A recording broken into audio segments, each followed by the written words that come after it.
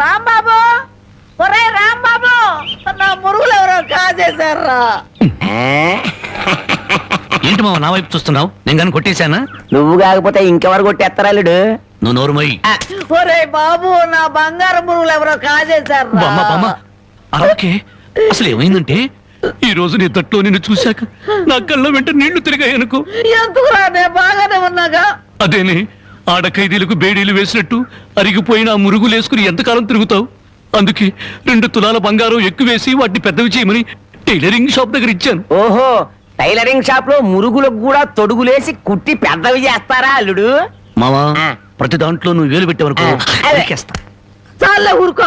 నీ ముద్రాష్ట్ర ప్యాకెట్ కోసం నా మురుగులు తీసుకెళ్ళి అమ్ముకుంటావంట. మీ తాతయ్య పోయాక మా పుట్టింటారు 7 కాసులు బంగారం పెట్టి చేయించారు ఆ మురుగులు. అవి తీసుకెళ్ళి నువ్వు అమ్ముకున్నావు. నీ తల్లో పేలుపడ, నీ ముఖానికి అందరిగలుగుంటా. తిట్టు మామ, ఇంకా తిట్టు. మురుగులు అమ్ముకుంటాడా? మురుగులు. యారా, నా బాబుని తిడితే నీకు సంతోషంగా ఉంది కదా? నీ నాలిక నక్కల బేక, నీ నోరు పడిపోను. గవిడి గేదల్లా ముఖం చూడరా. అవును బామ్మ. ఆటగాడి చచ్చినాడు.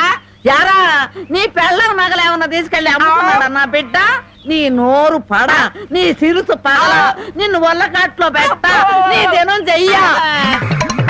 నీ పెళ్ళంతాడు పెట్టెక్కిన తెగ, ఈడమ్మ కడుపు మాడి మశానమైపోను. అయ్యా, బాగా తిట్టానా? బాగా తిట్టేవే. అయ్యా, నీ కోసం చాపులు ఎప్పుడు వేయించి పెడతా. తొందరగా వచ్చే.